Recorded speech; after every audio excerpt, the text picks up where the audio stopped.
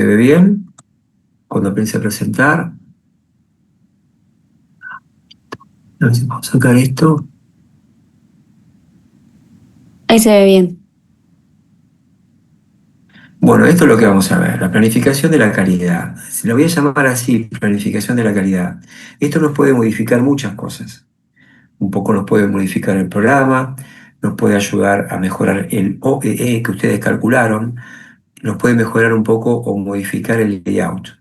Acuérdense la metodología zigzag, ¿sí? Que básicamente consiste en la medida que yo voy avanzando, ese diseño de base que algún momento hice, lo voy trabajando con los nuevos elementos de entrada, que por ejemplo ustedes vieron la semana pasada y que ven ahora. Por lo tanto, ese layout, ese plan que ustedes hicieron inicialmente se va a ir modificando.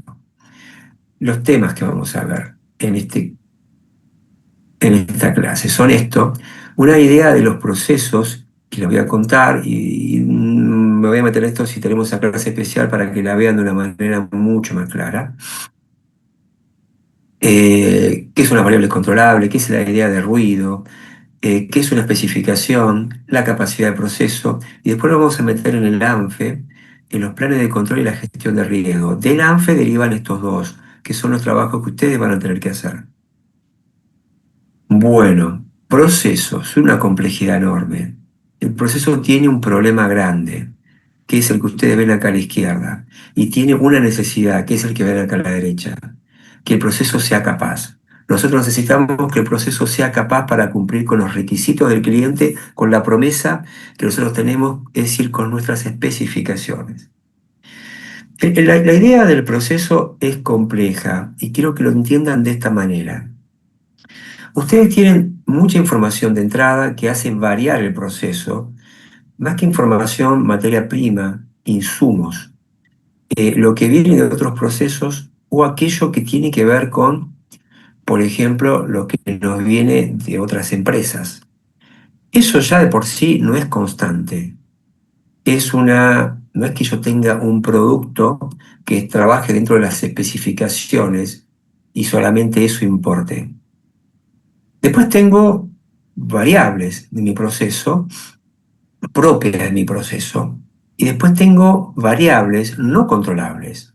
A esas variables no controlables, Taguchi le llamó ruido. No podemos meternos en eso, pero es lo que modifica muchísimas cosas que vemos, y yo se los voy a explicar en una charla que tengamos, que va a ser una charla, no va a poder ser un trabajo práctico para ustedes porque eso lleva muchísimo, muchísimo, muchísimo tiempo y no es el foco central de esto, ¿no? Pero la idea que ustedes tienen que tener es que la salida está cambiando todo el tiempo, porque esto es, si pudiéramos simplificarlo, y en función de X, pero de muchas X. Imagínense que acá tenemos en este proceso inicial, o en este proceso inicial que está acá abajo, no sé si ustedes ven el puntero, creo que sí, ¿no? Eh, Ustedes ven que acá tienen varias variables. Pueden llegar a ser velocidad, temperatura, y acá pueden ser pH, etcétera, etcétera, muchas variables. Cada una de esas variables están cambiando todo el tiempo. Entonces no es y en función de una X, sino de muchas X. Hay otro problema importante. Hay también variables no controlables, que son los que llamamos ruidos. Taguchi era un ingeniero electrónico que desarrolló la ingeniería en la calidad moderna y que básicamente manifiesta que hay variables, tanto internas como externas, que se acoplan a nuestras variables internas del proceso puras y generan una variación adicional y que no son controlables. Por ejemplo, hay algunas que tienen que ver probablemente con variaciones importantes en la materia prima, de proveedor en proveedor. Otras pueden llegar a ser algunas que afectan mucho el proceso. Por ejemplo, la temperatura. Si ustedes trabajan con procesos que se vinculan con temperaturas, como por ejemplo el soplado, la inyección de botellas, la inyección de performance, el soplado, la inyección de productos como sillas, montones de cuestiones, el producto a la mañana, el proceso a la mañana no es igual que el de la tarde y no es igual en primavera que en verano que en invierno, salvo que tengamos muchísimo dinero y eliminemos ese factor poniendo la refrigeración en toda la empresa, lo cual es muy caro. La humedad, los cambios de turnos, los cambios de personas, Sí, hay muchísimos elementos no controlables que algunos los podemos estudiar con bastante claridad y otros están dando vueltas sin que podamos definirlos. Todo eso hace una salida compleja y sistémica.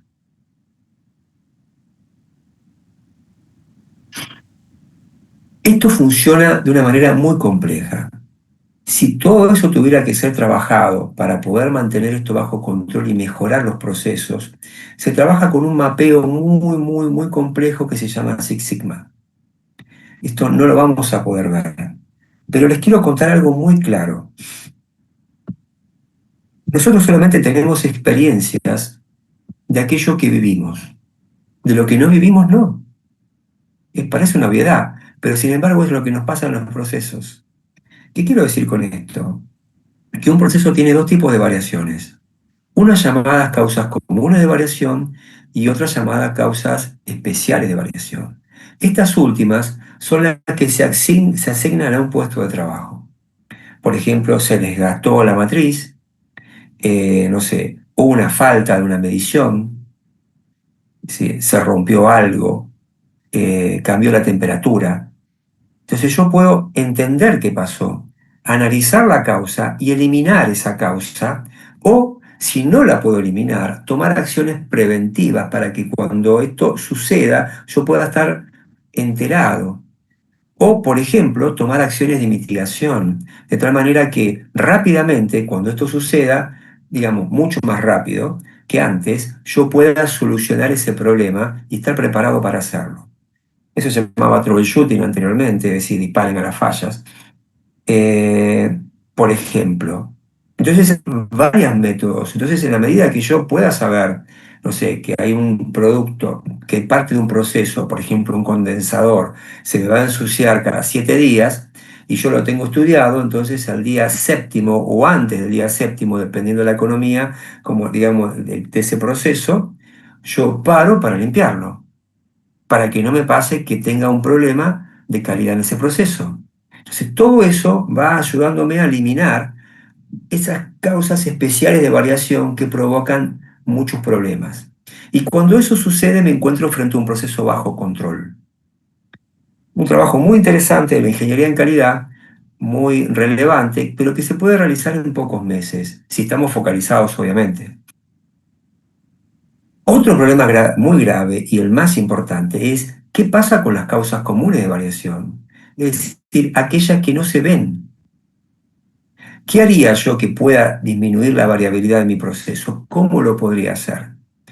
Estas son las cuestiones más complejas que fueron trabajadas, estudiadas especialmente por aquellos que trabajan con equipos de mucha precisión y que se llevó eso a todo el mundo. Y eso llevó a la metodología Six Sigma, cómo trabajar con las causas comunes de variación.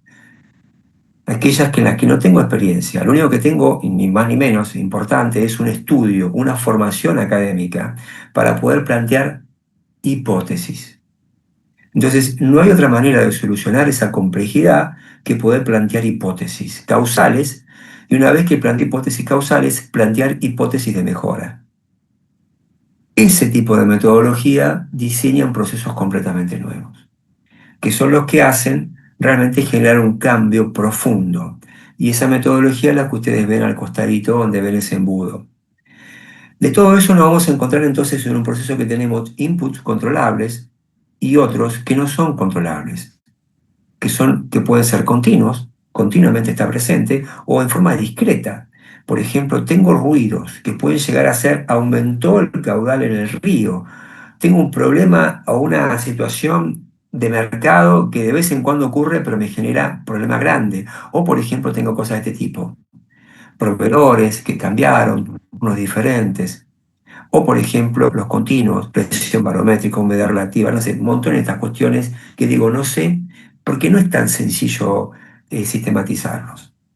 Entonces, todo ese proceso que ustedes ven que sale de ahí está latiendo en el medio de una gran variabilidad. ¿Mm?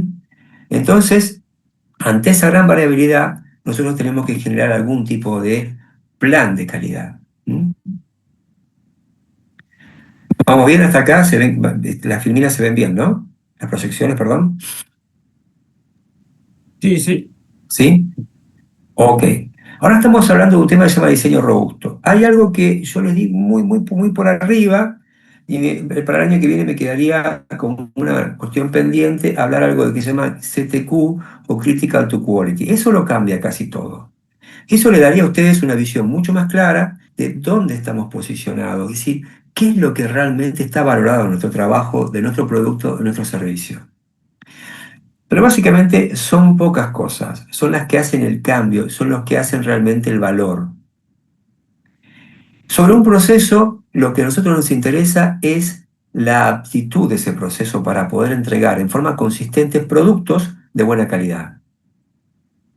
Para eso tenemos que tener algún tipo de análisis de tolerancia, porque cualquier tolerancia es lo mismo. Por ejemplo, yo me mato para sacar un producto que tenga más o menos 1 milímetro de espesor. Suponete, ¿no? Estoy exagerando, digamos, estoy diciendo una tolerancia muy exagerada.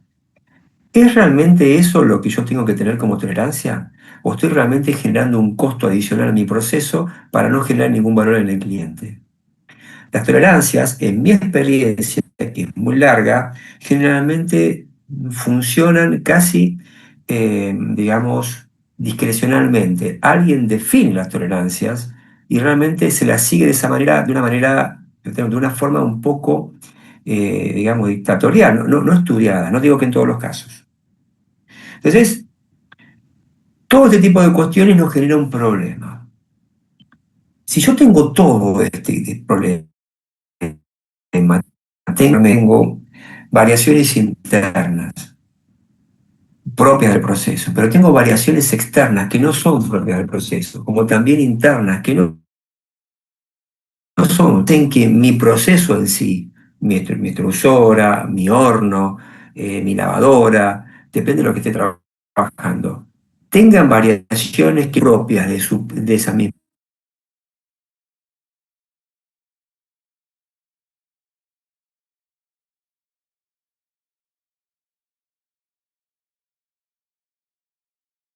máquina. ¿Se entiende? Robusto significa un diseño que en nuestras palabras abarca un proceso dentro de a pesar de todo esto. Es muy complejo, lleva... ¿Están acá? ¿Me pueden escuchar? Te Se le escuchamos corta un cortado. poco, profe. Sí, Ah, se le me mandó un entrecorta. mensaje Zoom, que había problemas con Zoom, no sé por qué. ¿Me escucharon? ¿Hasta aquí me escucharon? ¿Entendieron la parte de diseño robusto? ¿Ahora me escuchan? ¿Me pueden escuchar? Sí, sí, ahora lo escuchamos. Ok. Entonces, diseño robusto es esto, es toda una metodología compleja que simplemente puedo nombrarla de esta manera, que es esto. Tenemos Y en función de X1, X2, X3, etc. Pero también de Z1, Z2, Z3, que son variables que yo no puedo controlar. X1, X2, X3, sí. Puedo poner un pH, puedo poner caudales, puedo modificar temperaturas, puedo hacer un montón de cuestiones, pero hay muchas variables externas e internas que se acoplan a mi proceso y que realmente hacen que mi diseño y mi proceso final, mi resultado final, no sea el deseado, tenga una variabilidad grande. Para cumplir con esa tolerancia especificada, yo tengo que hacer un diseño robusto, es decir, que se banque todo eso. Ustedes me avisan si no ven algo, si no escuchan algo. Entonces, el secreto de todo esto es tener procesos que estén dentro de la capacidad. Lo que buscamos siempre es capacidad de procesos. Capacidad de procesos. Acá puse D0, que es algo que no quería, es delta, me quedó mal. Pero básicamente los procesos mayoritariamente, no en todos los casos, pero mayoritariamente cumplen una distribución gaussiana o se pueden asimilar a una distribución gaussiana. Esto también es una teoría compleja que tiene que ver con lo que se llama la toma de la muestra. Depende de cómo yo tome la muestra, se llaman lo que se llaman subgrupos racionales. Y para que la distribución me dé gaussiana, depende de ese subgrupo racional. Es decir, si en vez de tomar una muestra, tomo dos, tomo tres o tomo cuatro para que compongan un valor, lo que me va a pasar es que en la medida que yo aumente el tamaño de la muestra, la distribución se va a hacer gaussiana. Y esa distribución gaussiana es la que yo voy, esa distribución que ustedes ven acá, es la que yo voy a comparar con las especificaciones. A esto ustedes seguramente lo han visto como CPK, con capacidad de proceso. La capacidad de proceso es realmente lo que buscamos. Cuanta mayor capacidad de proceso tenemos, realmente es la mayor confianza que da nuestro producto. La capacidad de proceso típica en el mundo es 1.33. Ustedes habrán escuchado eso, ¿no? ¿Estamos al tanto de ese tema? ¿Sí? ¿Me escuchan, chicos? Sí, sí, profe, se entendió. ¿Vieron capacidad de proceso, no? Sí, en calidad. Bueno, la capacidad de proceso general es 1.33, porque 1 significaría que mi distribución de mi proceso coincida perfectamente con las especificaciones. Pero cualquier variación menor, una causa especial de variación, como les comenté, algún desgaste, alguna pequeña rotura y demás, en la experiencia práctica lo que hace es que nuestro proceso cambie a un tercio de modificación para arriba o para abajo y ya todos los productos estarían fuera de especificación. Por lo tanto, tenemos que cubrirlo con un tercio más y eso es lo que nos da una confianza. Cuando trabajamos con Six Sigma, cosa que no trabaja ninguna otra metodología, trabajamos sobre esta distribución, sobre lo que está acá. Y lo que hacemos es disminuir esta distribución para aumentar al doble la capacidad de proceso como mínimo. El doble de capacidad de proceso no es 2,66, sino que el punto de vista estadístico es 2. Es una capacidad de proceso muy sobrada que nos permite estar muy seguros, muy confiados de la variabilidad de nuestros procesos. Entonces, ¿qué nos interesa? Tener una cosa muy menor para que entendamos. Algo que es un juego conceptual que si tuvieran que pensarlo alguna vez, les aconsejaría que lo piensen de esta manera. Nosotros tenemos límites llamados funcionales y especificados. Los límites especificados pueden llegar a ser esto que yo les comento, más o menos 1 milímetro para arriba. Pero los funcionales pueden ser más estrechos o mucho más grandes, como generalmente son. Por ejemplo, más o menos 1,5 milímetros para arriba. ¿Qué quiere decir esto? Que los funcionales tienen que ver con ese límite de que algo no funcione para aquello que fue concebido. Para eso se trabaja con un factor que se llama límites económicos, factores económicos de seguridad. Acá puse FI1, FI2, pero en este caso es FI1, ¿no? Porque estoy haciendo una sola especificación. Entonces, lo que podemos hacer para estudiarlo es definir nuestros límites funcionales con los especificados de una manera como esta. Ahora lo vamos a revelar y es muy sencillo. Para eso vamos a sacar primero phi. Phi tiene una relación entre dos cuestiones. Un tema netamente de costos. No es un tema que se vincule, por ejemplo, con alguna cuestión de vamos por este lado, vamos a ponerle tanto, vamos a poner tal cosa, y la especificación tiene que ser esta, no. La mayor parte de costo, obviamente, hay temas legales, ¿no? Como por ejemplo algún alimento, ese tipo de cosas son sagradas, pero estoy hablando de especificaciones de otro tipo. Por ejemplo, ¿cuál sería la pérdida económica cuando un producto pierde las características funcionales? Por ejemplo, imaginemos que tenemos que tirarlo o que tenemos que reprocesarlo. ¿Cuál sería ese costo? Eso generalmente ocurre en el mercado. ¿Y qué pasaría solamente si yo perdería tuviera una pérdida por superar los límites especificados? Eso suele pasar en la fábrica.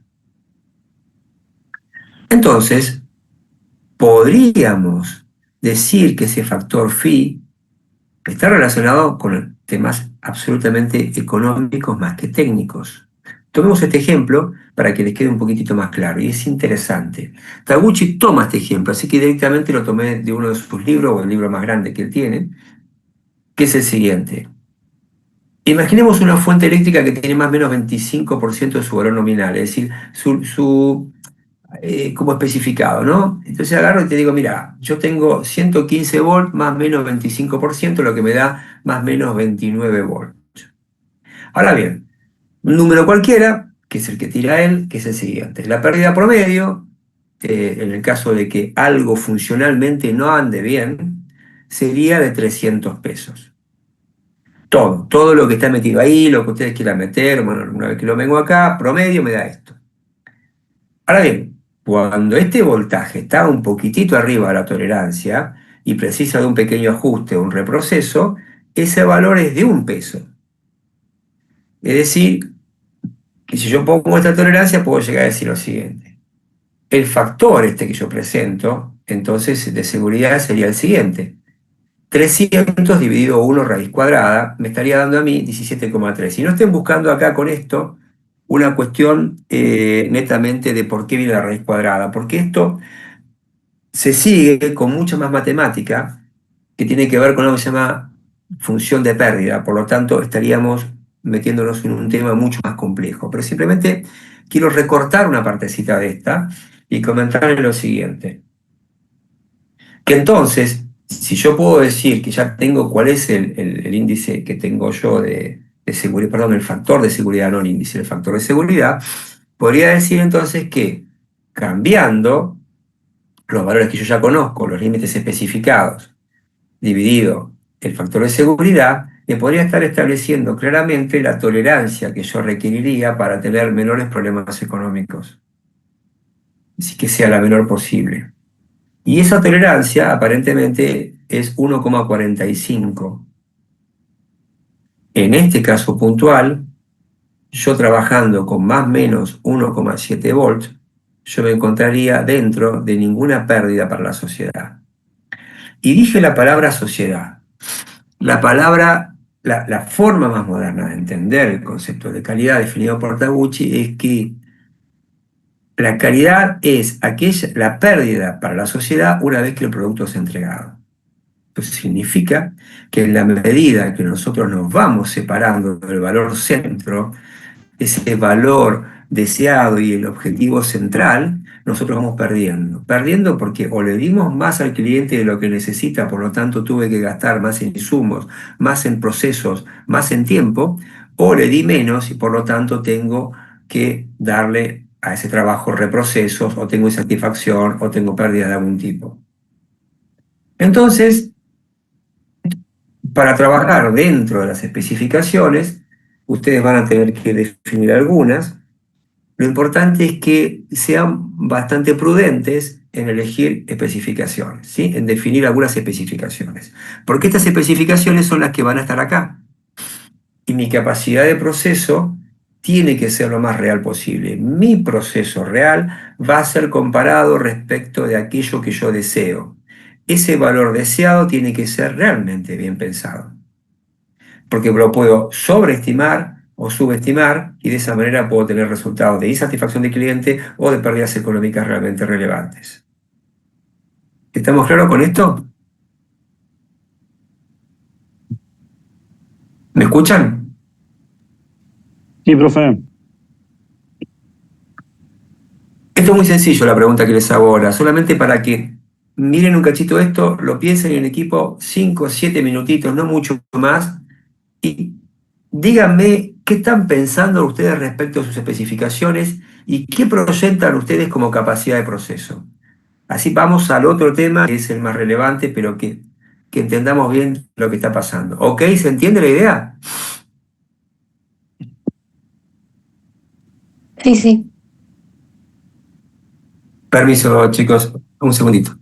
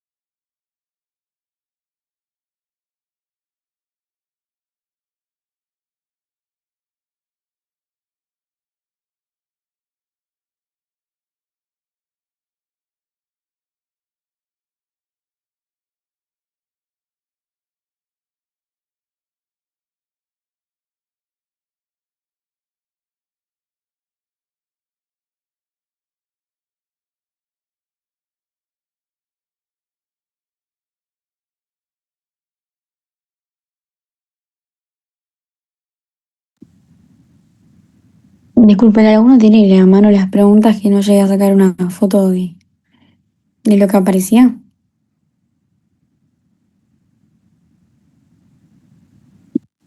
Yo no sé, llegué a sacarle, no las Ahí tengo. las reenvío al grupo. Ay, Dale, gracias. gracias.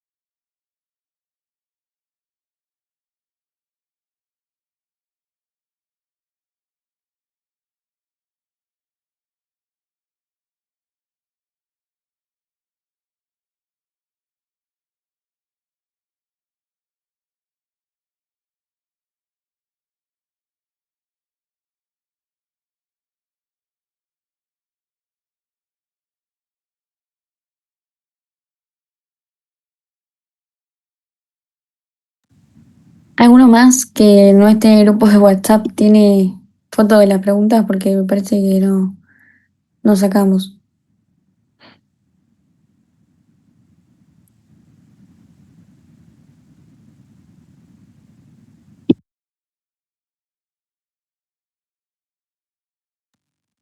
No, yo no las tengo, pero preguntaba sobre la capacidad del proceso.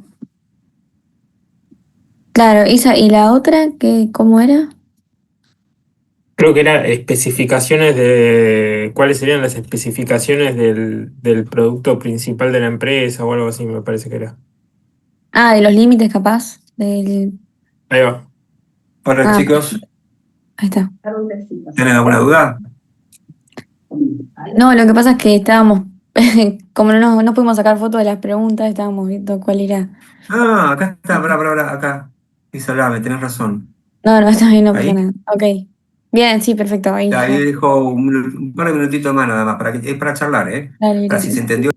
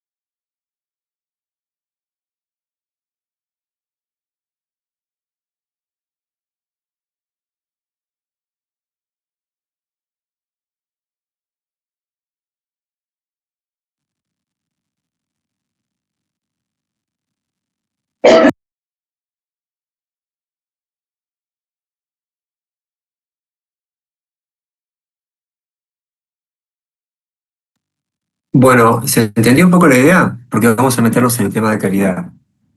Coméntenme qué dudas tienen.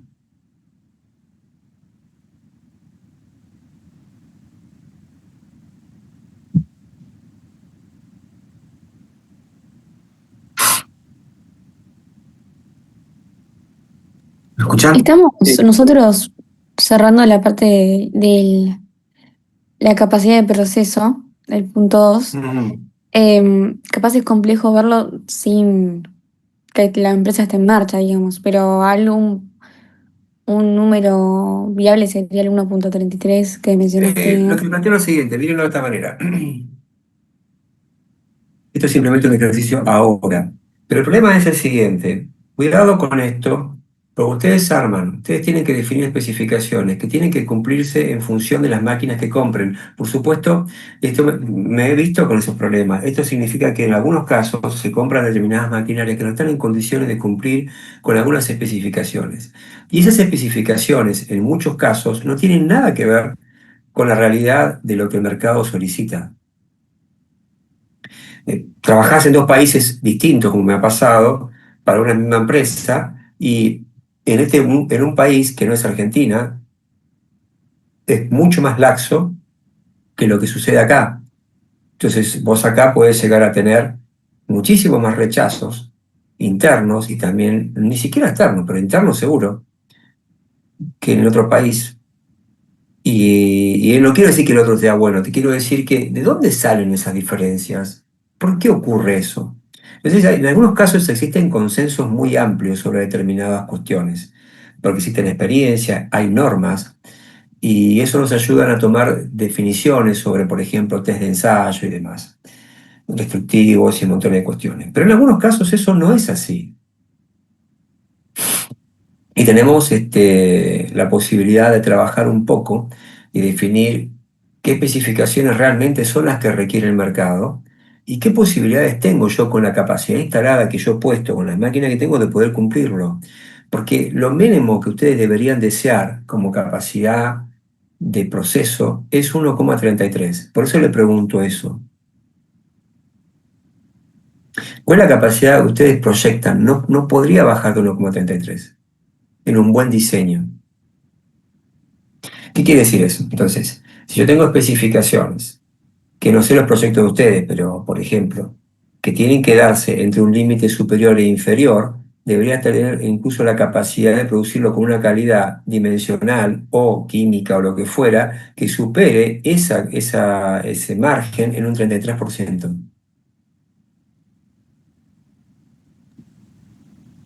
Ok, sí, como ¿Ok? mínimo. Como mínimo, Claro, para arrancar, sí, sí. para arrancar, Bien, bien, ¿sí? perfecto. Como diseño tiene que ser así. Entonces, cuando ustedes piensen en la adquisición de equipamiento, de máquinas y demás, hasta incluso los equipos con los que van a medir, tienen que tener esa capacidad de discriminación. ¿Se Claro, entiende la idea? Bueno, bien, esto bien, lo van a perfecto. pensar, lo van a trabajar un poquito y ahora me voy a meter en otro tema. Pero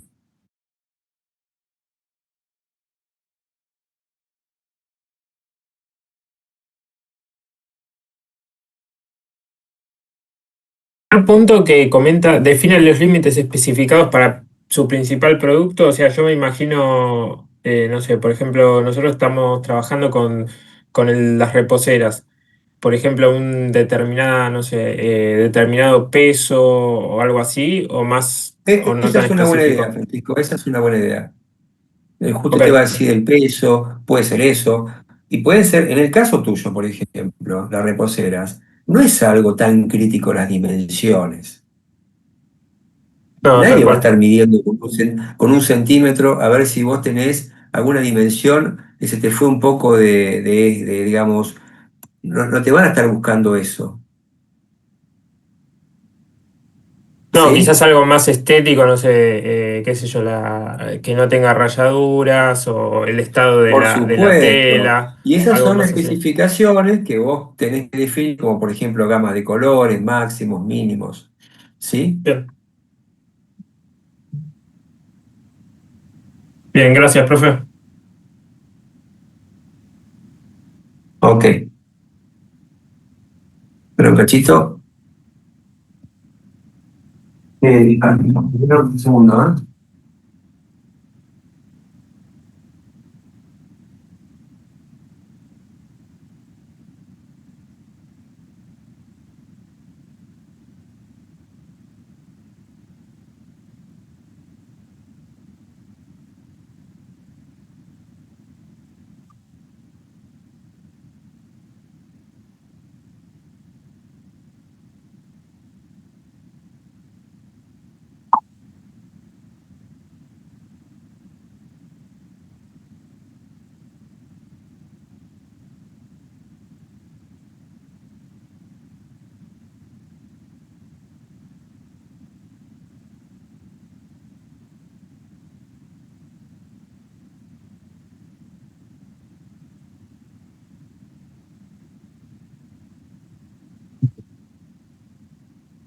Ya resolví este temita. Bueno, ¿está bien hasta acá? ¿Dudas? Recuerden lo siguiente, todo lo que hacemos cuando producimos algo es hacerlo con la suficiente capacidad. Tenemos que hacerlo con capacidad. Si vos, por ejemplo, lo haces con gamas de colores, esos colores tienen que ser aquellos que, por ejemplo, sean percibidos por el cliente, no lo que les parezca a tu jefe, digamos, ajustar, a poner esto, sino aquellos que realmente puedan afectar aquella necesidad que vos considerás que el cliente necesita. Se pondrán esa gama de colores, por ejemplo, seguramente, como un control visual, se capacitará a la gente y eso será lo que define las condiciones de aceptación y de rechazo. ¿Ok?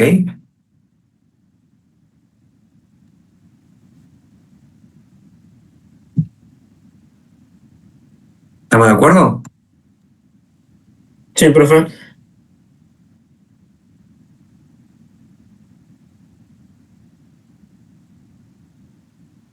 Bueno, vamos a seguir acá.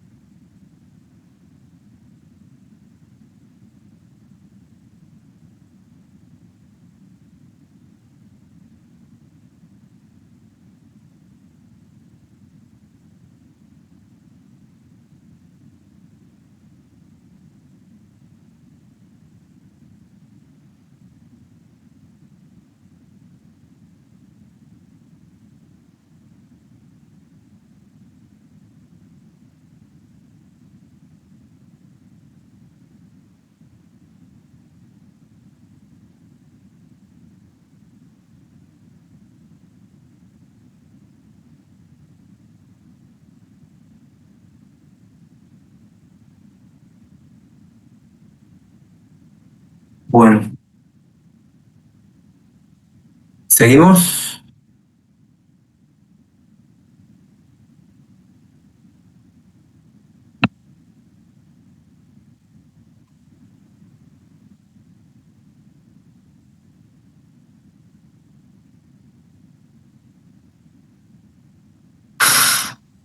Entonces,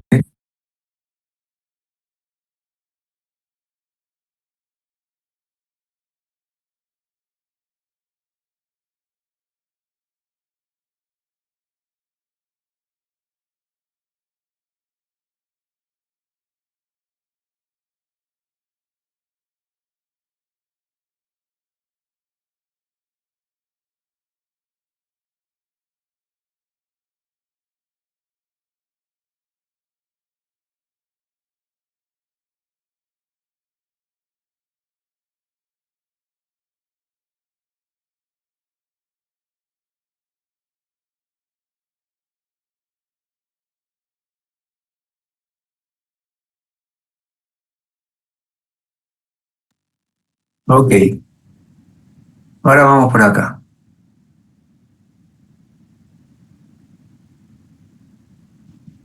Vamos a ver la parte del ANFE. Ustedes me dijeron que ya tienen alguna experiencia, que ya han visto el ANFE. Por lo tanto, va a ser un poco más sencillo. Lo han visto conmigo un poco, pero acá la idea era trabajarlo de una manera diferente.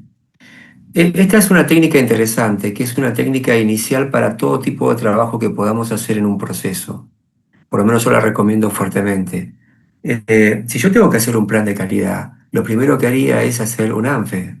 ¿Por qué? Porque de esa manera puedo identificar inicialmente, aunque tenga que aprender mucho más, cómo un proceso puede fallar.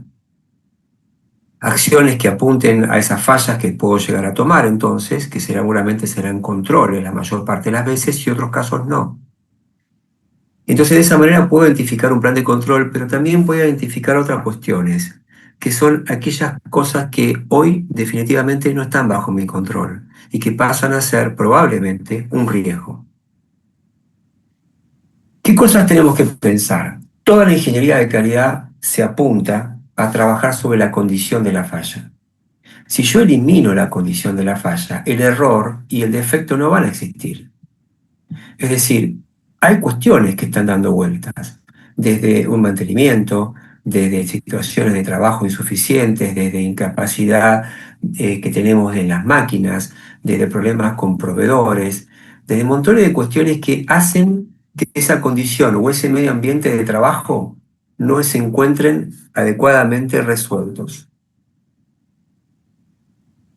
Esto me provoca a mí la posibilidad de tener un error, ¿sí? Por ejemplo, lograr una mala identificación, un proceso lento, eh, cualquier error que se podría dar no siempre significa que se transforme en una falla, sino que ese error puede ser que no sea una falla porque hay una cantidad de elementos que lo puedan contener o que realmente pueda controlarlo, es decir, lo pueda ver. Entonces, entre la condición y el error, voy a tener seguramente un plan de control. La condición de todas esas fallas hacen que yo realmente establezca controles y acciones preventivas, si se quiere, por supuesto, para que esas fallas no se presenten. Capacitaciones, control de proveedores, control de materia prima, si fuera necesario, ¿sí? Desarrollo de instrucciones de trabajo, eh, mejoras sobre los moldes, mejoras de la capacitación para cambio de moldes, todas las condiciones ambientales necesarias para que yo pueda trabajar adecuadamente. ¿Sí? Eso es lo que yo podría estar haciendo ahora. Pero, eh,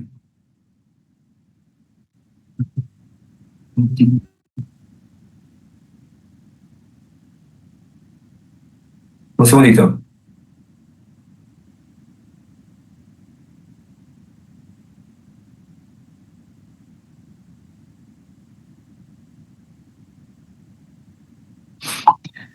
Eh, entonces, este es el gran tema. No sé cómo lo ven ustedes esto, pero es como una gran definición que si la entendemos adecuadamente, vamos a darnos cuenta que la principal cuestión sería focalizar sobre esa condición. Todo aquello que esté presente en mi ambiente de trabajo, ya sea que no tenga adecuados controles, ya sea que no tenga adecuados elementos de control, por ejemplo, instrumentos de medición, ya sea que no tenga una capacitación adecuada, que el medio para ver, por ejemplo, visual, que las máquinas no tengan el mantenimiento, una cantidad de elementos que están dando vueltas por ahí, son condiciones para que en algún momento el producto tenga alguna movilidad, algún cambio que me provoque un error. Ya sea que sea un error humano o que ese error sea una combinación de factores que hacen que mi producto salga mal. Obviamente que si yo tengo un plan de control para verificarlo, ese error queda un error y punto. Pero puede pasar realmente que eso tenga algún defecto que provoque alguna insatisfacción, tanto al proceso posterior como a nosotros mismos con algún cliente. Este es el gran tema. Entonces, una falla tiene la posibilidad de tener una apertura. Todo aquello que nosotros hemos visto como falla tiene la capacidad de abrirse en tres grandes elementos. ¿Qué tan grave es esa falla? con qué frecuencia se presenta y qué capacidad de controlarla tenemos. Entonces, ahora tenemos una forma de dimensionarlo. Y si esa dimensión es efectiva y lo hacemos bien, tenemos la posibilidad de focalizar nuestra atención a un plan de muestreo, un plan de control inteligentemente desarrollado. Y como consecuencia, nos vamos a dar cuenta que pueden existir elementos que no estén bajo el control pleno. Y si no están bajo ese control pleno, nos vamos a encontrar con variables Z, aquí ese tipo de variables que deberían tratar de mitigarse. Para eso tenemos que trabajar en un ANFE que evidentemente no es definitivo, sino que es una herramienta que en la medida que vamos teniendo experiencia la vamos mejorando. Pero inicialmente en el diseño de una planta, en el diseño de un proceso nuevo, plantear un ANFE es relevante. Un ANFE, como vamos a explicar, tiene dos características fundamentales, para el diseño como para el proceso. Acá nos vamos a dedicar a ANFE de proceso. Para eso tenemos que entender qué es esa función que ese proceso cumple. ¿Para qué está? ¿Sí? Como planteo acá. Vamos a entenderlo un poquito mejor ahora. Y plantearnos qué condición está presente para que eso pueda fallar. ¿Qué es lo que está dando vueltas ahí que haría que esto falle? Entonces, una vez que vemos todo eso, vamos a darnos cuenta que hay que asignar prioridades, porque vamos a ver que vamos a poner todo tipo de fallas posibles. Pero hay algunas que son inverosímiles, hay algunas que realmente son bajísimas y hay algunas que realmente son muy, muy posibles que ese riesgo potencial se presente. Y después vamos a tratar de identificar acciones preventivas y correctivas o de mitigación que den respuesta a ese resultado. Para eso vamos a trabajar con un modelo que es este, que ustedes ya conocen, que yo se los pasé anteriormente, para que lo hagan en el diseño de la planta, y que tiene estas cuestiones. Esta es la función, que es, vamos a explicar más, esa función puede ser parte de un proceso. ¿Sí? Puede ser, por ejemplo, la descripción de una actividad del proceso. ¿Cómo podría esto fallar? ¿De qué modo falla? ¿Cómo es que esto puede fallar? Puede fallar de una determinada manera, que vamos a dar alguna idea, un ejemplo.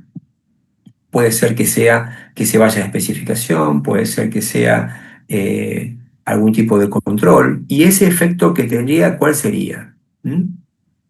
Por ejemplo, podemos empezar a entender que ese efecto puede generar una gravedad, una frecuencia de ocurrencia y una probabilidad de detección del cliente que indique un índice de prioridad. Ese índice de prioridad es el que nos va a categorizar con muchísima claridad dónde poner foco. Ese foco significa que lo que es medio o para abajo no hay que controlarlo, no. En algunos casos nos daremos cuenta que es ínfimo y que realmente no va a tener control o que realmente eso no existe como tal, pero sí le significaría que tenemos que poner más controles, mayor frecuencia, mayor calidad de control, algún tipo de ensayo. Eso es lo que va definiendo nuestro proceso en función del plan de control. La función es esto, por ejemplo, definir una actividad del proceso, que es generalmente lo que vamos a hacer acá. Los componentes de un producto, como por ejemplo podría llegar a ser en un diseño. Una de las etapas de un proyecto también, nosotros nos vamos a focalizar en el primero. Entonces, realmente pensar con el equipo técnico, acá es necesario convocar a la gente que sepa, incluso aunque sepamos nosotros de la metodología, lo relevante acá es convocar a aquellos que realmente saben técnicamente sobre el tema. Entonces, una buena forma es, ¿cuál sería la consecuencia de todo esto? Entonces, ¿qué puede fallar acá? ¿Qué puede fallar, no sé, en un proceso de armado? En este proceso en el que estoy poniendo un panel, no sé, en el que estoy poniendo 5 o 6, fijando un panel, por ejemplo, en una computadora, ya que estamos viendo esto. ¿Qué podría fallar? El ajuste, el torque, ¿Qué cosas pueden estar mal? Porque si yo me doy cuenta que eso podría ser así, probablemente tenga que estar buscando alguna forma de hacer un giro, un torque automático. Y podría entonces verificar la necesidad de controlar periódicamente cuál fue ese torque o que ese torquímetro esté bien calibrado. Es decir, hay toda una cantidad de elementos que empiezan a surgir a partir de que yo puedo detectar que hay un problema que podría aparecer en caso de que yo me equivoque. ¿Estamos claros con esto? ¿Sí? Sí, profe. Sí. ¿Cómo puede fallar? ¿Cuál sería el modo de una falla? Es decir, ¿cómo se presenta esa falla? ¿Qué podría fallar? Por ejemplo, es la no conformidad. Ustedes presentan acá la no conformidad de una operación. ¿Sí? ¿Qué podría fallar? Que yo ajuste mal, por ejemplo, y que ese ajuste deje flojo, deje vibrando, genere problemas o consecuencias relevantes para más adelante, que básicamente es lo que vamos a ver ahí. Por ejemplo, a ver, déjenme ver acá. ¿Sí? ¿Cómo podría ser? Se define como una fallar en una etapa de un proceso. Se lista cada uno de ellos. Cada uno de ellos significa que no porque algo, una función, si algo puede fallar, sea solamente de una sola manera. Pueden haber muchas maneras que ese proceso falle.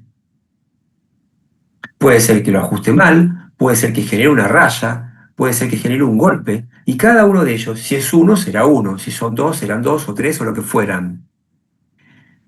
¿Sí? Entonces, lo único que uno se pondría a plantear acá es qué puede andar mal, qué condición de falla está presente como para que esto ocurra.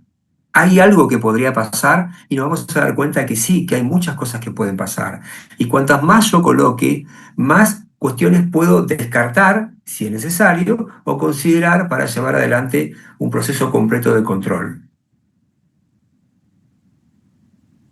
Los efectos son aquellas cuestiones que vienen después de que la falla se presente, de que esa forma de falla se presente. Por ejemplo, ¿cuál sería esa experiencia del cliente como consecuencia de la falla? ¿Mm? Por ejemplo, estimar esa gravedad o la consecuencia para el cliente que vamos a dejar a una tabla para que ustedes utilicen. ¿Qué tan grave podría ser? Por ejemplo, está claro que aquello que es funcional termina siendo lo más grave. Aquello que es lo estético termina siendo menos grave, aunque realmente tiene para algún tipo de producto una implicancia relevante. En ese tipo de asientos o que vos que estabas planteando recién, evidentemente, por supuesto que una mancha es algo que podría un cliente detectarlo y no gustarle, pero imagínate que el cliente, después de usarlo varias veces, se rompa, se caiga o no lo puedo usar más. La gravedad es diferente, ¿no? Ese tipo de cuestiones son los elementos que vamos a considerar acá. Gravedades hay distintos tipos de hacerlo, ¿sí? Por ejemplo, planteamos así general que el menor de todo es básicamente que el efecto de esa falla sea percibido por el cliente. Realmente puede ser una falla muy menor, que la percepción no exista, o que pueda generar una pequeña molestia, y de 1 a 10 estamos poniendo en un ranking de 2 a 5, o que realmente se siente incómodo, ya estamos pasando en un lugar importante, y así se vamos subiendo hasta llegar a aspectos críticos de seguridad o de realmente insatisfacción importante porque el uso del producto es realmente muy malo. Eso genera distintos índices de gravedad. Cada equipo necesita hacerlo de una manera, por ejemplo, propia. Cada producto es diferente, porque en algún caso la gravedad puede llegar a ser incluso hasta la muerte, pero en algunos casos la gravedad es algo tan sencillo como no poder, qué sé yo, usar bien una botella, lo cual no es grave, pero para ese tipo de productos sí lo es. Comparativamente no es grave con lo anterior, quiero decir, pero para ese tipo de productos es lo peor que puede pasar. Entonces, cuando decimos de 1 a 10, estamos hablando para el contexto de ese producto. Entonces, hay varios modelos. Yo acá dejo 3 o 4. Hay varios modelos también que pueden circular por internet y que pueden ser buenos. La eficacia de la calificación la puedes utilizar de 1 a 10. También de 1 a 5 se puede utilizar. dependiendo del tipo digamos, de ANFE que ustedes hagan. Pueden trabajarlo de 1 a 5 si el producto es muy sencillo. Si el producto es un poco más complejo, creo que pueden trabajarlo mucho mejor de 1 a 10.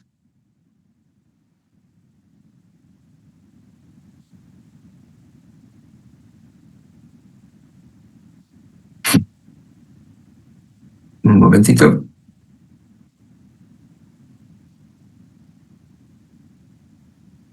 Ay.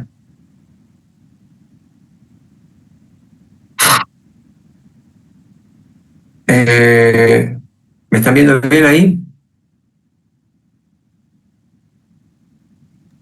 Ahora Hola. no, en la No, pantalla no, no. no. Vemos tu nombre nomás. Sí, algo pasó.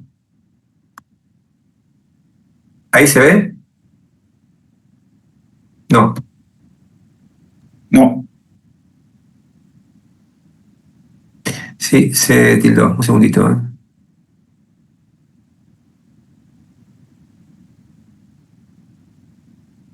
Ahora sí, de vuelta. Ahí se ve. Sí, pero no está en modo presentación, digamos. Ahora sí. Sí, claro, sí, sí. ¿Estamos ahí? Bueno, esto es lo que hemos comentado recién. Bueno, ¿hasta acá estamos claros? Pero un ratito que voy a correr esto.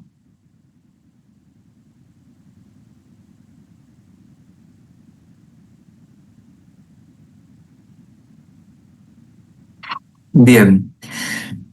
Otro elemento clave es la detección.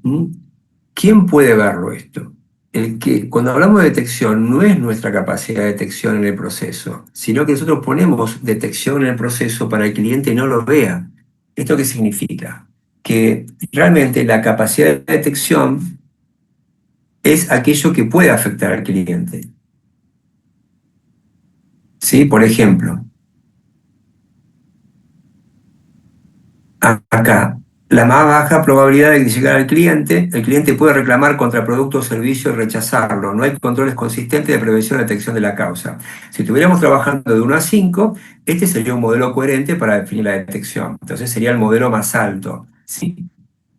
Y para, por ejemplo, elementos de 1 a 10, podríamos trabajar diciendo que realmente no tenemos la capacidad de detectar un producto, una falla, por lo tanto el cliente lo puede ver. Entonces, ¿qué quiero decir con esto? Cuando estamos mirando fallas, siempre tenemos que verlo desde el punto de vista del próximo proceso o del cliente consumidor o quien le toque usar este producto. Puede ser que estemos usando, por ejemplo, haciendo un ANFE para una parte del proceso y que la otra parte del proceso lo reciba. O puede ser que directamente esto sea para todo nuestro proceso industrial, como lo van a hacer ustedes, y el que tiene la capacidad de detectarlo es el cliente. Es decir, nosotros tenemos que tener un buen plan de control para que el cliente no le llegue esa capacidad de detectar diferencias de colores, problemas en la silla, problemas de ese tipo que realmente podrían generar una insatisfacción general. Entonces, el ANFE se divide de grandes cuestiones. Una de las cosas que me freno yo acá es para hablar un poco del Pocayoke. ¿Por qué?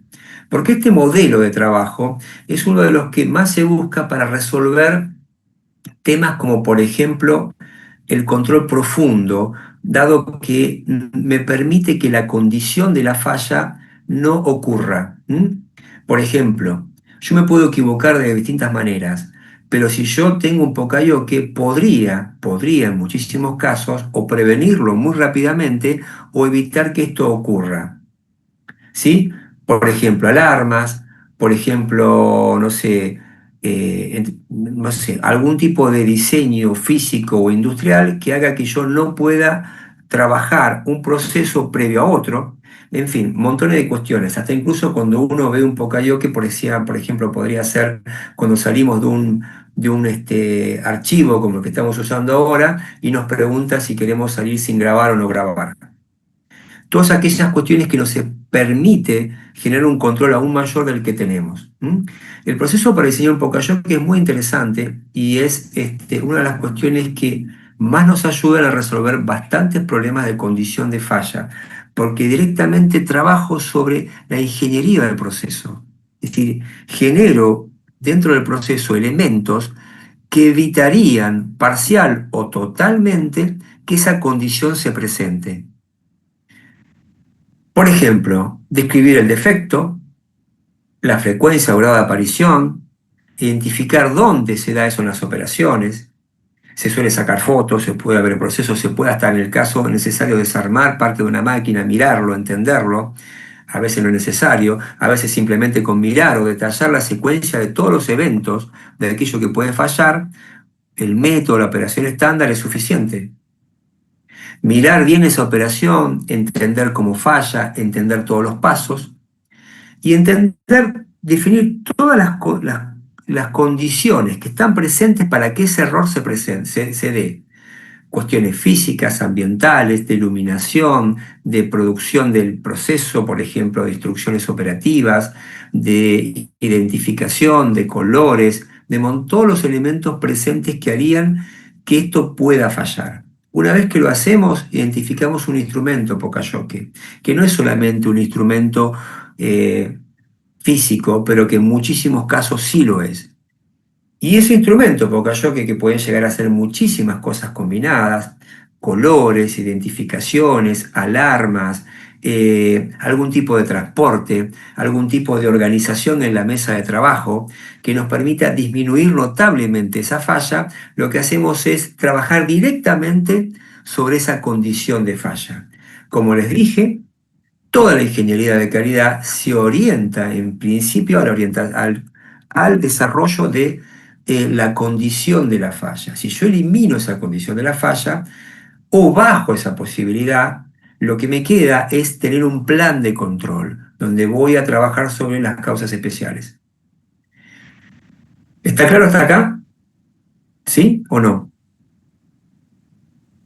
De ahí surge el índice de prioridad de riesgo. Digo por qué me paré un poco en el Poka-Yoke, porque tiene que ver con todo aquello que es el control.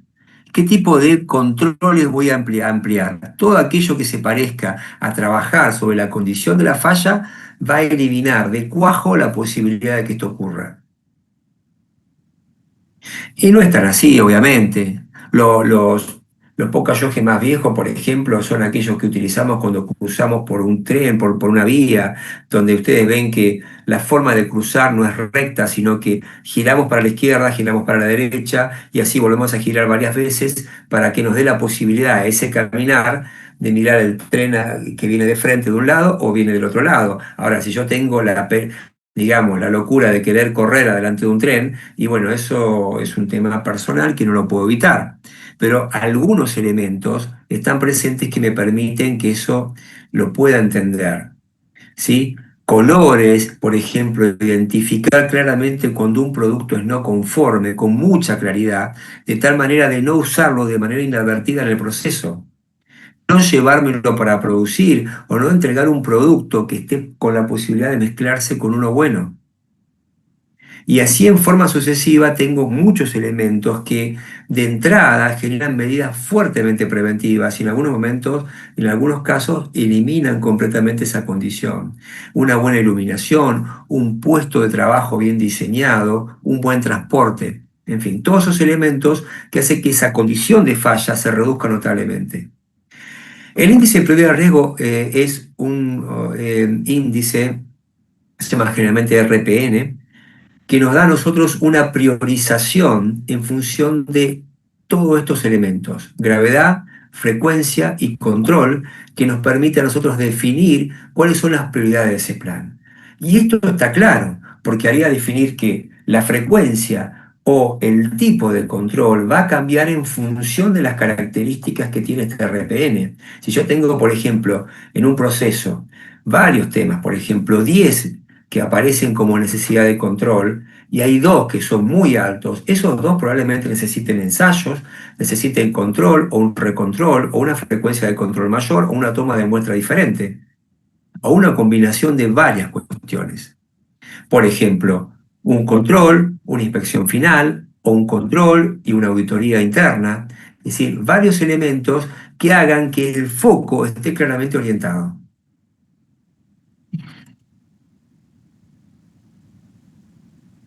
Bueno, Todo este tipo de cuestiones definen posteriormente acciones recomendadas. Estas acciones recomendadas son las que nosotros vamos a definir en un plan de calidad.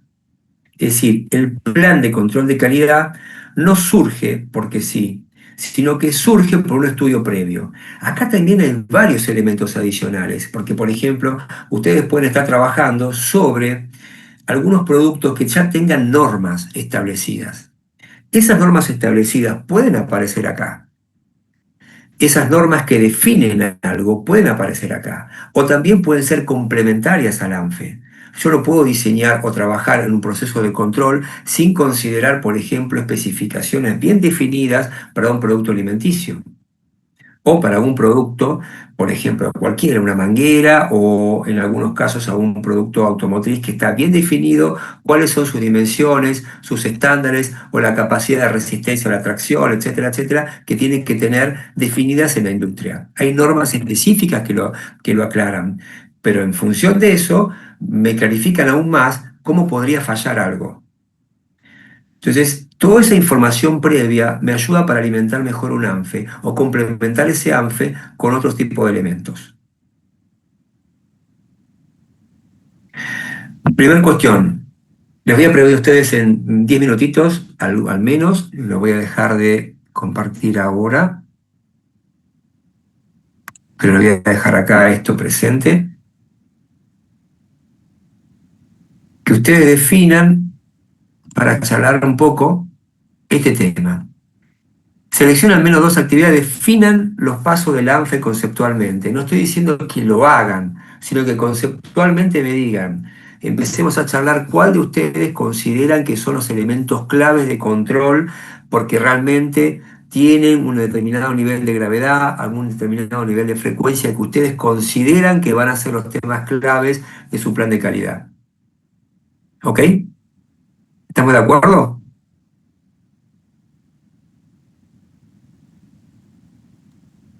Dale, sí, sí. Vamos. 10 minutitos más o menos y yo vengo para acá.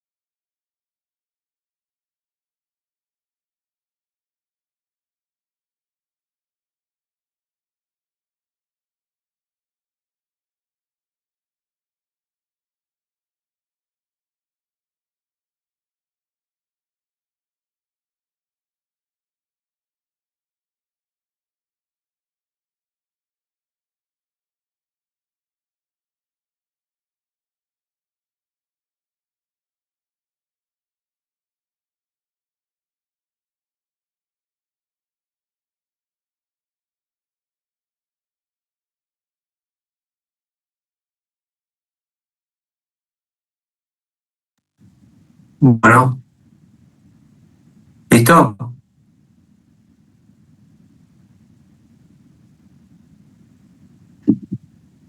Cuénteme qué es lo que vieron en sus procesos.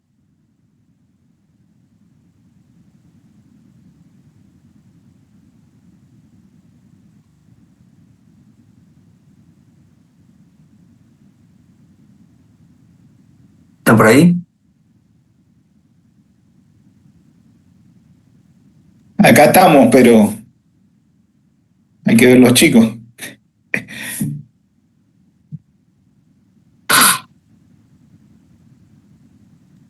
Sí, sí, acá ¿Escuchan, estoy. chicos? Sí, Bueno, temas centrales en tu eh, proceso que hayan definido como los relevantes, aunque sea por ahora, ¿no?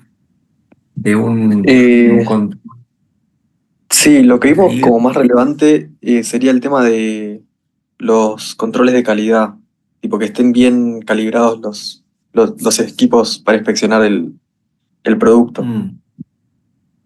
Bueno, eso puede ser un tema, sí. Obviamente lo que vas a hacer seguramente es una calibración de equipos de medición, una verificación, ¿sí?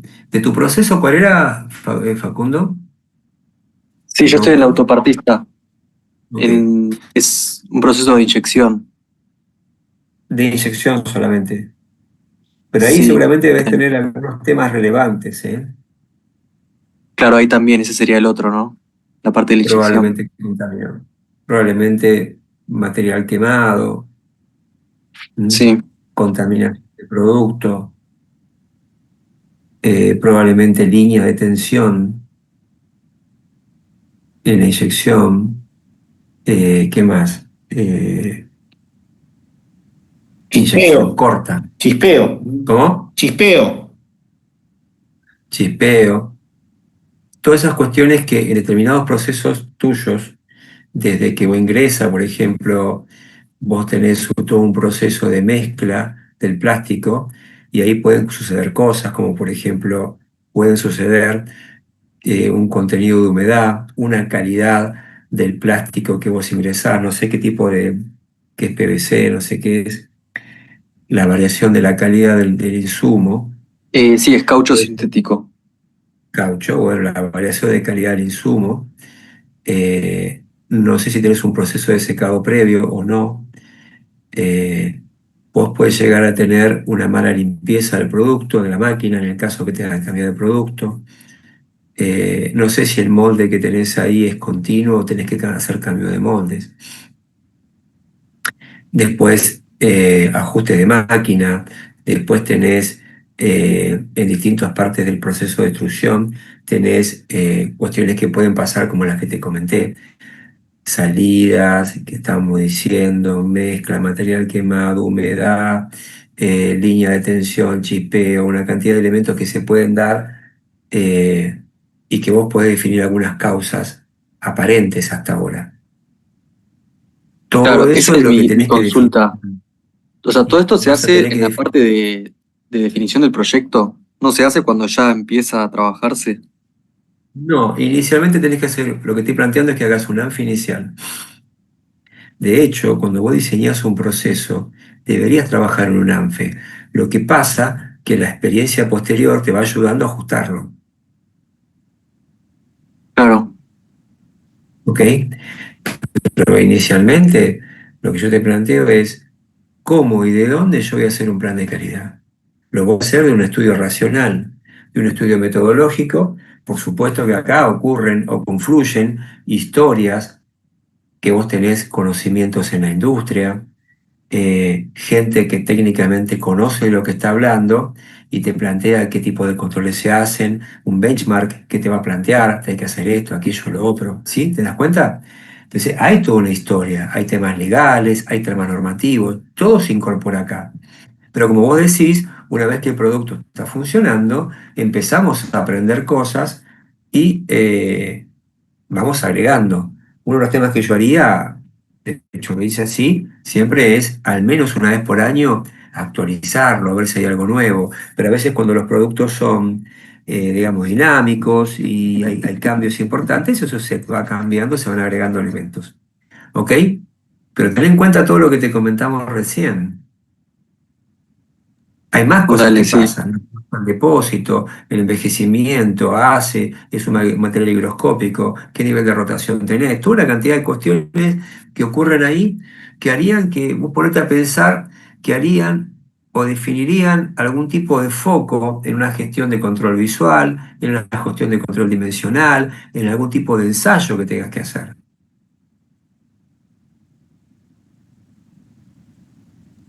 Ok, entonces vemos de agregarlo a lo del ANFE que Pensarlo bien, teníamos pensarlo hecho. bien, ¿eh? No estoy diciendo que sea perfecto, estoy hablando del método. Y voy a insistir en esto que les digo. No es porque no quiera que sea perfecto, pero porque realmente no tenemos acá un equipo de gente a quien convocar para trabajar con esto. Lo que digo que lo que más me interesa en todos los casos es un buen método.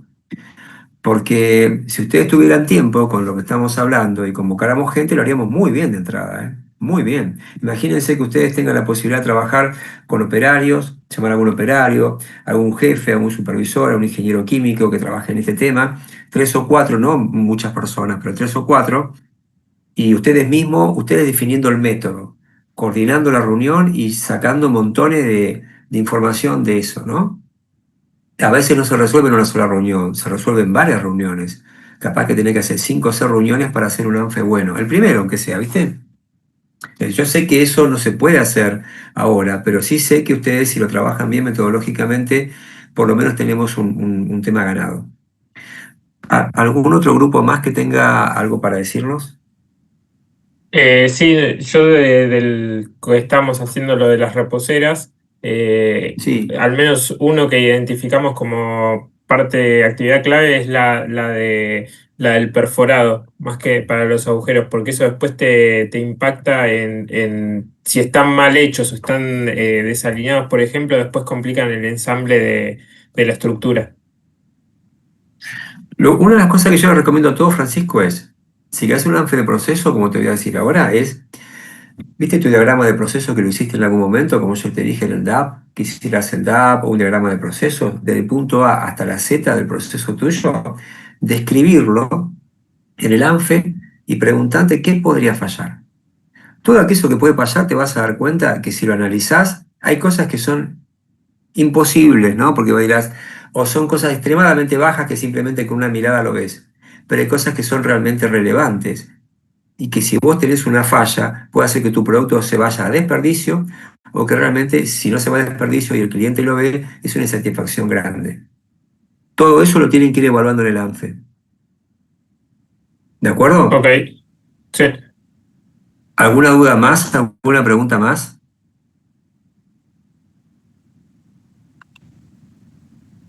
Bueno, vamos a seguir un cachito más. Los tipos de ANFE son de dos generalmente, hay también de proyectos.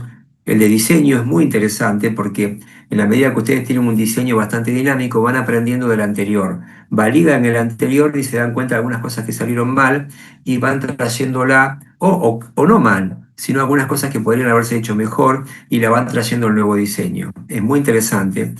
Pero el ANFE de proceso es el que vamos a usar ahora, que es básicamente analizar cómo se afectan en ese proceso los distintos modos de falla que se puedan dar. Y de esa manera generar un plan robusto de diseño. ¿Sí? Son de este tipo. Esto les va a dejar un poco a ustedes en el apunte para no detenernos tanto. ¿M? Y vamos a ir pasando un poquito para más adelante. ¿M? ¿Ok? Este tipo de distinto de forma de trabajo, ¿no? Esto lo voy a dejar porque es un poco más ir un poquitito más en detalle de lo que hemos charlado hasta ahora, la ocurrencia, los distintos tipos de controles de proceso que podemos llevar adelante. Acá me detengo un cachito porque va a tener que ver con el plan que ustedes van a tener que hacer. Hay distintos tipos de controles, algunos más efectivos que otros, pero la realidad es que tenemos que usarlos. Por ejemplo, una prevención impide que ocurra, que esa causa se dé. Es medio difícil, pero un que completamente bien diseñado, o un cambio completo, no sé, estaba hablando en algún momento no sé, creo que le hablaba hablado de tema de cambio de temperatura, por ejemplo. Si vos aplicás una inversión grande y ponés todo un ambiente climatizado, ese cambio de temperatura ya no existe más. Ya actuaste de forma de raíz, pero hay muchos elementos también que se pueden dar. Y hay otros que son importantes desde el punto de vista de la detección. Yo no puedo evitar que alguna vez exista un desgaste en un mecanismo. Sí puedo saber más o menos la frecuencia con la que eso ocurre y puedo actuar en forma preventiva, pero sin embargo cosas de ese tipo pueden ocurrir. Entonces, para eso tenés elementos de medición, calibres, micrómetros, por ejemplo, u otro tipo de cosas.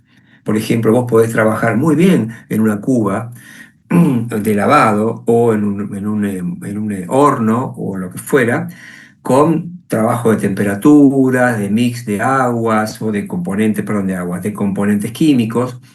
Sin embargo, alguna combinación específica puede hacer que algún pH se te vaya un poco, pero ese control de detección te permite rápidamente, en breves minutos, ajustar ese resultado y volverlo a su nivel. Generalmente ese tipo de controles está bueno porque uno va detectando causas especiales y va trabajando como para controlar mejor o como para tratar de eliminar esa causa. Entonces, ahí se enfoca nuestro sistema de control, ¿sí? Hay distintos tipos de controles, como están acá, que impiden de alguna manera cosas, ¿sí? Por ejemplo, controles de procesos que serían de prevención, tipo de los Poka-Yoke, que son importantes, o el tipo de control estadístico de proceso. La detección, hay algunos que son simplemente de detección, y lo de prevención impiden, ¿sí? En algunos casos impiden que algo suceda. Esos son muy poderosos, los más poderosos, pero en algunos casos es imposible. Ustedes hacen, no sé, trabajan incluso con equipamiento de alta calidad y de enorme precisión y tienen que meter un control estadístico de proceso cuando eso sea necesario. No en todos los casos. Y ahí van a encontrar desvíos, no continuamente, pero con alguna frecuencia que les posibilita ver ese desvío. Mucho antes que ocurra una no conformidad. Ven tendencia, ven cambios, ven alguna causa específica, digamos, perdón, especial o asignable en un proceso que les permite estudiarla antes incluso que ustedes tengan una falla. Es decir, el hecho de que trabajen con un gráfico de control les permite actuar antes que estén fuera de especificación. ¿Se entiende claramente eso? Ustedes han visto esa técnica, ¿no? El gráfico de control trabaja frente a desvíos y no frente a especificaciones. Por lo tanto, les permite a ustedes trabajar de una manera mucho más profunda, rápida e incluso seguir produciendo. ¿Sí? Hay tipo de detecciones que hace que, por ejemplo, ustedes puedan incluso parar un proceso, no aceptarlo. Y hay otros tipos de controles que son de menor calidad, por ejemplo, como postproceso, los que yo puedo, por ejemplo, encontrar en un análisis final de un producto, en una liberación final, en la cual tengo que hacer algún ensayo destructivo, verificar si mi producto estuvo bien o estuvo mal en función de una tracción, de si realmente tiene alguna pérdida y llenar de agua y de presión una cañería y darme cuenta que alguna soldadura no está del todo bien y tengo que volver a hacerlo. No me queda otra que trabajarlo con el proceso armado. Por lo tanto, el tipo de controles de mayor calidad es aquel que impide que algo ocurra. Después tengo otros que son más preventivos, que me hacen mirar la variación antes que mirar la especificación. Después tengo otro de detección y después tengo otros que son un poco post elaborados, cuando por ejemplo yo trabajo en elaboración de partes y cuando lo ensamblo no me queda otra cuestión que probarlo al final, o cuando tengo ensayos finales o procesos un poco más complejos de elaboración. En fin, y todo esto a veces existen en forma mezclada en un proceso. Entonces, todo este tipo de cuestiones son características de mi plan de control. Entonces, lo que vamos a ver ahora es un tema importante. Quiero explicarles sintéticamente esto. Solamente esto vamos a tomar breves minutos y así vamos directamente a las consignas finales del trabajo práctico y terminamos con esta clase. A ver, yo les contaba algo inicialmente que es esto. Hay dos tipos de variables en los procesos. Las llamadas variables X y las llamadas variables Z. Las variables X son aquellas que yo puedo regular y controlar. Por ejemplo, yo puedo darle a esa extrusora que vos dijiste recién, una inyectora, le puedo dar una velocidad de extrusión y puedo manejarlo. Puedo meterle una contrapresión, que básicamente es comprimo el producto y me mantengo ahí con una presión, o la contrapresión la hago más suave para que se expanda. Puedo trabajar con distintas temperaturas en el extrusor. Esas son variables llamadas X, que están bajo mi control. Las variables Z de ese proceso son muchas. Por ejemplo, la humedad del producto, la característica que tiene la materia prima, podrían ser los cambios de turno, pueden ser los cambios de temperatura externa, pueden llegar a ser determinadas mezclas de productos que pueden quedar pegadas en el extrusor si yo estoy cambiando un producto del otro o un color del otro. Es decir, pueden ser varias. Esas variables que no están bajo mi control, que lo más que puedo hacer es verlas, si están presentes o no, son variables que influyen sobre la calidad final de mi producto y que incluso se acoplan a la variabilidad de mi producto y generan un proceso que por más que yo quiera no pueda poder estar bajo control pleno. Sobre aquellas variables que yo no tengo control pleno, en el ANFE deberían aparecer. Ese ANFE me va a determinar: esto lo tengo bajo mi control pleno y esto no. Aquello que surja como que no está bajo mi control pleno, lo vamos a empezar a analizar de una manera diferente, a través de prevención o mitigación. Hay cuestiones que pasan, no sé, se me ocurren montones. Sube el río y yo tengo algún tipo de bombas cerca del río, o tengo un condensador, se ensucian, se elevan, ¿me favorecen o me perjudican? Tengo problemas de humedad, tengo lluvias, tengo problemas de cambio de temperatura, tengo montones de situaciones en mi proceso que podrían estar afectándome. De algunas voy a ser consciente y de otras no. Para terminar y para hacerle las consignas finales, les pido a ustedes que piensen unos breves minutos cuáles serían esas variables que no va a estar bajo el control pleno de ustedes. Y ya enseguidita charlamos y volvemos y cerramos la clase.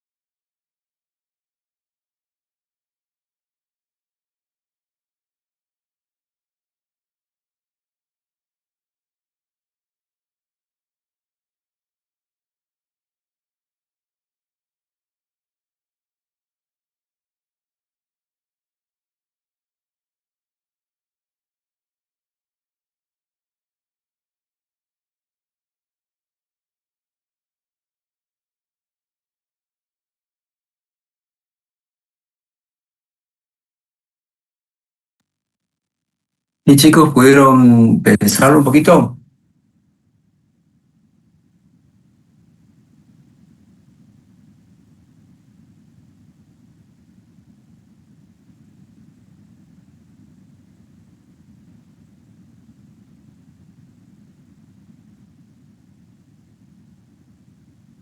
¿Pudieron pensarlo un poco?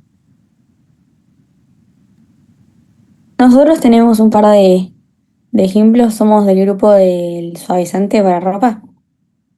¿De cuál? ¿De qué grupo es? Suavizante para ropa, no sé si teníamos un número, No importa el pero... número, no, no. Ah, Contame, ¿qué es lo que viste?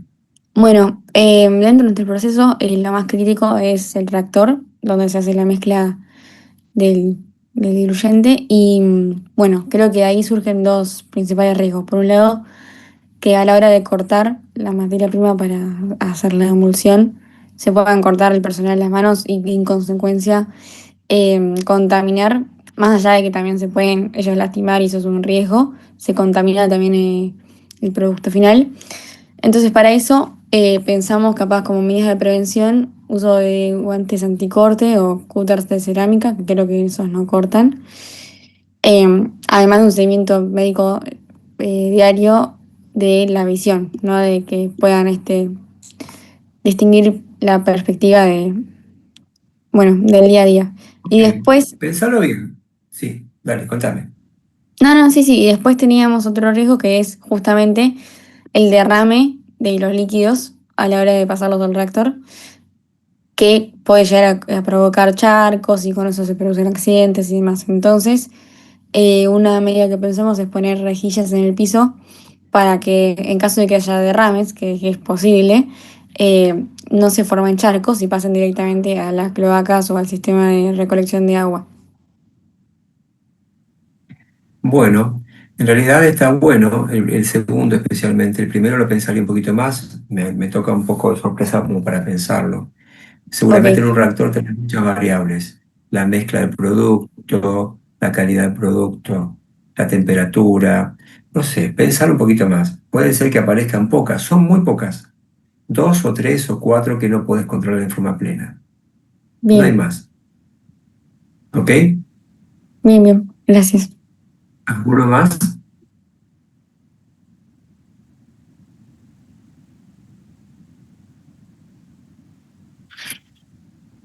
Y estas serían entonces, a ver acá,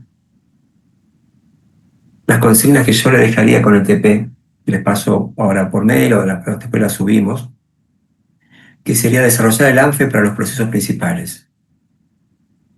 A partir de ese ANFE, elaborar un plan de control de calidad, que es el que vamos a ver ahora.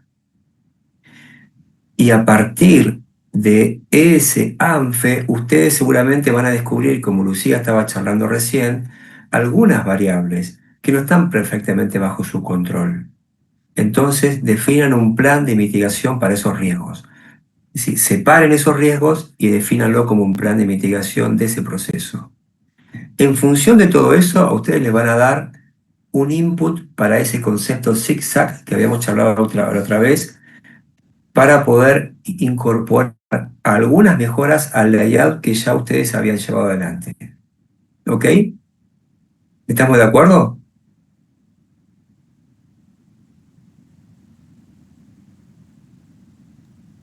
Sí, Sí, sí. ¿Sí? profe. Bueno, ahora voy a dejar de compartir esto. No, dejar de compartir. A ver si dejé los Excel acá, sí. Antes de dejar de compartir quería ver esto. A ver, déjame ver. Este era el ANFE. A ustedes les pasé este ANFE, ¿no? ¿Lo ven acá? Está bastante bueno este ANFE, ¿sí? Yo creo que esto les va a ayudar mucho. Acá lo que tienen que usar no es el design, sino el que dice process. Y acá tienen un ranking de factores que creo que lo podría ayudar a ustedes, ¿lo ven? Y de este lado tenemos lo que yo les propongo inicialmente como algo sencillo. Fíjense que está hecho como muy limpio esto, ¿no? El proceso, la pieza o parte, el método de control, el tipo de control que yo le puse acá, que puede ser destructivo o no destructivo, qué tipo de parámetros van a medir, qué tipo de tamaño de muestra, cómo se va a hacer la muestra, la frecuencia, el criterio de aceptación, que va a tener, más o menos tanto, cuál es la aceptación y el plan de acción frente a desvío. Esto no es lo único, pero es como una base bastante buena para hacer un plan de control. Si ustedes salen del ANFE y ustedes dicen, en fase a esto yo tengo seguramente algún tipo de ensayo muy diferente, si es un control post. ¿Se acuerdan que yo les dije? A veces se combinan los controles de los procesos con una liberación final con un control adicional. Es muy diferente ese control, que generalmente es un control más total, con un ensayo, que el control de las distintas partes. Algunos controles requieren algún seguimiento estadístico, otros no. Algunos controles requieren mucha más frecuencia por la importancia que tiene, o algunos controles requieren una muestra mayor debido a las características. Hay algunos que no. Eso lo tienen que pensar bien. Lo vamos a criticar en el buen sentido. Estas son las variables que vamos a llamarle X.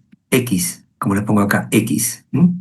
Las variables que están acá son X. Y acá aparecen las variables Z, que son aquellas que sacamos del ANFE y que no la podemos meter en un plan de control.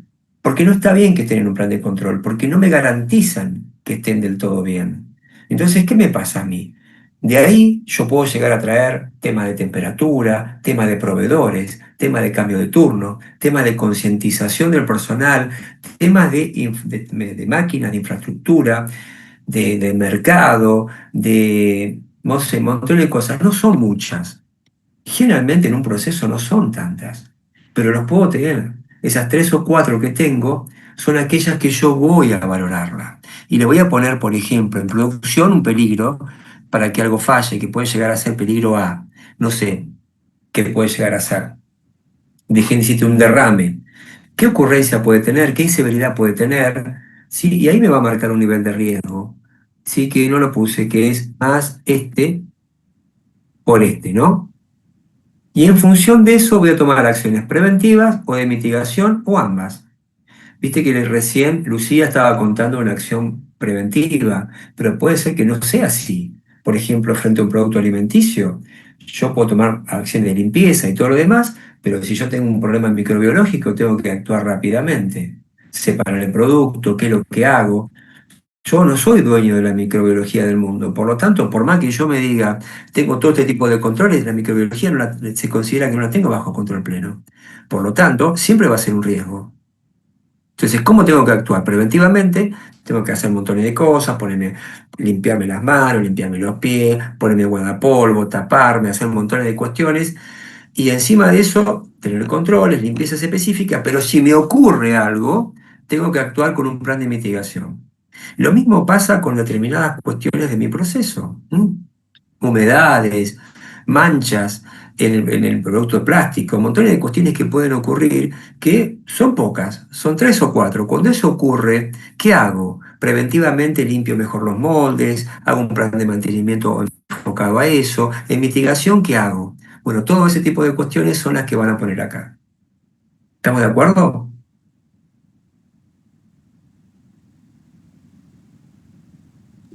Sí, sí. Eso es lo que van a definir como plan de calidad y plan de tratamiento de riesgos de procesos.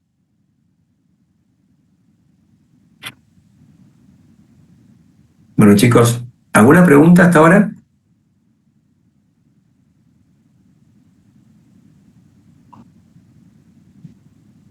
No, por ahora no, profe. Bueno, yo les mando acá a todos y después lo ponemos en el aula, esta clase, que la vamos a poner, se la mando por mail ahora, así ya después, aunque la pongamos en el aula, por las dudas lo ponemos también ahí, les puede llegar a servir como guía de lo que hablamos. Y la semana que viene nos vemos, seguramente veremos algún tema que tiene que ver con higiene, seguridad, medio ambiente, y después veremos mantenimiento, y después daré alguna clase especial sobre algún tema de mejora de procesos. ¿Ok? ¿Estamos bien? Dale, dale. Bien, perfecto, gracias. Chicos, muchas gracias, ¿eh? Gracias, Saludos a profe. Buenas todos. noches. Gracias, Gracias. Sánchez. Gracias, profe. Gracias. Chao.